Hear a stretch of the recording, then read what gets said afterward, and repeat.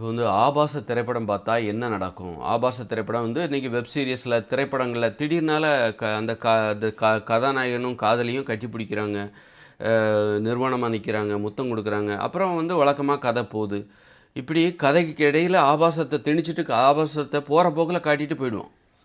போகிற போக்கில் நம்ம மூஞ்சில் சேத்த வாரி வீசுகிற மாதிரி போகிற போக்கில் ஜம்முன்னு காரில் போயிட்டே இருப்பீங்க.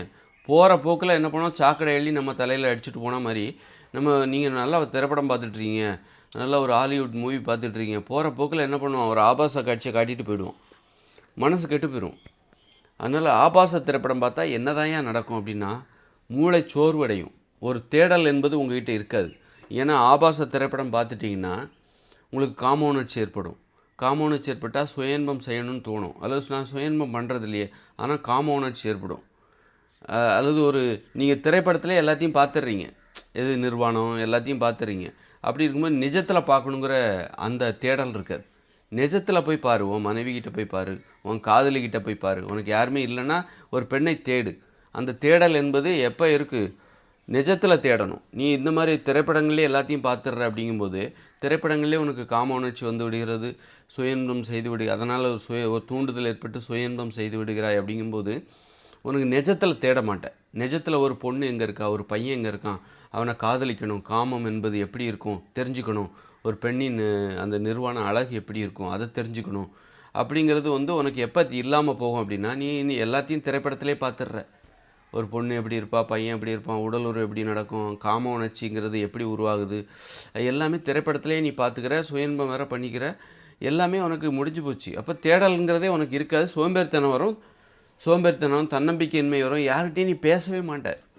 இந்த ஆபாச திரைப்படம் பார்க்குறதுனால ஏற்படுற பிரச்சனை என்னென்னா, அவங்க யார்கிட்டையுமே பேச விரும்ப மாட்டாங்க, தனிமையில் இருக்க விரும்புவாங்க. வெளியில் மனுஷங்களை பார்த்தாலே பிடிக்காது. அவங்களுடைய தேவை பூர்த்தி செய்யப்பட்டு விட்டது. நம்ம வாழ்க்கையில், தினசரி வாழ்க்கையில் நாம் எதற்காக எல்லாத்தையும் செஞ்சிகிட்ருக்கோம், எதற்காக உழைக்க போகிறோம், 4 பேர்கிட்ட நல்ல பேர் வாங்குகிறோம், 4 பேர்கிட்ட நல்ல பண்புடையவராக பழகுறோம், அவங்க நம்மக்கிட்ட நல்லவர்னு சொல்லணும், இவர் நேர்மையானவர், இவர் நல்ல மனிதர் என்று சொல்ல வேண்டும் என்பதற்காக நம்ம எல்லாமே ஏன் பண்ணுறோம் அப்படின்னா, நம்ம எல்லாம் கடைசியில் உனக்கு ஒரு தேவை, உனக்கு ஒரு குடும்பம் கிடைக்கும். இந்த சமூகத்திலிருந்து ஒரு மனைவி, ஒரு பெண் கிடைப்பாள், அல்லது ஒரு ஆண் கிடைப்பான். ஒரு பெண் ஒழுங்காக நடந்தால் அவளுக்கு ஒரு ஆண் கணவனாக கிடைப்பான், அவளுக்கு ஒரு குடும்பம் கிடைக்கும். அதன் மூலம் ஒரு குடும்பம் கிடைக்கும், குழந்தைகள், குடும்பம்லாம் கிடைக்கும். அதுபோல் ஒரு ஆண் ஒழுக்கமானவன், நல்லா உழைக்கிறான் அப்படின்னு ஒரு தேடல், இந்த மாதிரியான பேர்கள் மூலமாக அவனுக்கு என்ன கிடைக்கும், ஒரு மனைவி கிடைப்பா, ஒரு குடும்பம் கிடைக்கும், குழந்தைகள் கிடைக்கும். அந்த வாழ்க்கையில் ஒரு அர்த்தம் இருக்கும். நீ உனக்கு நீ சுயன்பம் பண்ணிக்கிற, ஆபாச திரைப்படம் பார்த்துக்கிற அப்படிங்கும்போது உன்னுடைய தேவைகள் எல்லாமே முடிஞ்சு போச்சு. நீ கையை வச்சுக்கிட்டு சுயன்பம் பண்ணிக்கிற, உனக்கு காமம் என்பது தனிமையில் கிடச்சிருச்சு. அப்போ நீ 4 பேர்கிட்ட போய் பேசணும், நல்லவன் அப்படிங்கிற 4 பேர்கிட்ட பேர் எடுக்கணுங்கிற எண்ணமே உனக்கு வராது. நான் எதுக்கு பேர் வாங்கணும், எனக்கு தேவையானது தனிமையில் எனக்கு கிடைத்து விடுகிறது சுயன்பத்தின் மூலமாக.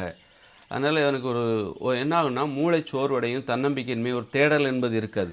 வெளியில் போய் தேடணும், எனக்கான துணையை தேட வேண்டும் அப்படிங்கிற எண்ணம் சுயன்பம் செய்கிறவங்களுக்கு இருக்காது. சோம்பேறி ஆகிடுவாங்க, தாழ்வு மனப்பான்மை ஏற்படும், தன்னம்பிக்கை குறைஞ்சி போயிடும், அவமானமாக இருக்கும். மற்றவங்கெல்லாம் எவ்வளோ திறமையாக இருக்காங்க, நம்ம எப்படி இருக்கோம் அப்படின்னு சொல்லி ஒரு அவமானம் ஏற்படும். கெட்ட வார்த்தைகள் வர ஆரம்பிச்சிடும். யார்ட்டையும் பேசவே தோணாது, பேசித்தான் ஆகணும் அப்படின்னு இந்த சமூகம் கட்டாயப்படுத்தும் போது கெட்ட வார்த்தைகள் வர ஆரம்பிச்சிடும். பெண்களை பார்த்தாலே பிடிக்காது, பெண்களை பார்த்தாலே ஒரு தைரியமாக அவங்கள எதிர்கொள்ளணும் அப்படிங்கிற எண்ணமே வராது. பெண்களை பார்த்தா ஒரு தைரியமாக அவங்ககிட்ட ஒரு ஆணாக நிற்கணும், அவங்க உறுதியாக நிற்கணும் அப்படிங்கிற உணர்வு அவங்களுக்கு வராது. அதனால் ஆபாச திரைப்படம் பார்க்காதீங்க, சுயன்பம் பண்ணாதீங்க. அது உங்களை நோயாளியாக்கிவிடும், மனநோயாளியாக ஆக்கிவிடும், உங்களுடைய தன்னம்பிக்கையை தகர்த்து விடும், உங்களை தாழ்வு மனப்பான்மை, இழிவு மனப்பான்மைக்குள் என்கிற சாக்கடைக்குள் உங்களை தள்ளிவிடும். தேடல் என்பது உங்களிடம் இருக்காது, உங்கள் மனசு கெட்டு போய்விடும், கெட்ட வார்த்தைகளாக வரும். கடைசியில் அதுவே தொடர்கதையாச்சுன்னு வச்சுக்கோங்க. ஆபாச படம் பார்க்குறது, சுயன்பம்ன்றது ஒரு தொடர்கதையாகும்போது நீங்கள் நோயாளியாக ஆவீர்கள் என்பது மட்டும் நிச்சயம். அதற்கான உத்தரவாதத்தை நான் தருகிறேன் உங்களுக்கு.